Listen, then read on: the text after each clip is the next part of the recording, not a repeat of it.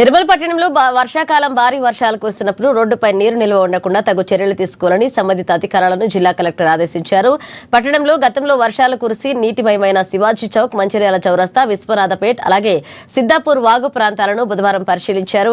ఇక వర్షాకాలంలో పట్టణంలో ఎక్కడా కూడా రోడ్లపై వర్షపు నీరు నిల్వ ఉండరాదని ఆయన అన్నారు. వర్షపు నీరు నిల్వ ఉండకుండా ఉండేలా తగు చర్యలు తీసుకోవాలని చెప్పారు. అధికారులు వర్షాకాలం పూర్తయ్యేంత వరకు అప్రమత్తంగా ఉండాలన్నారు.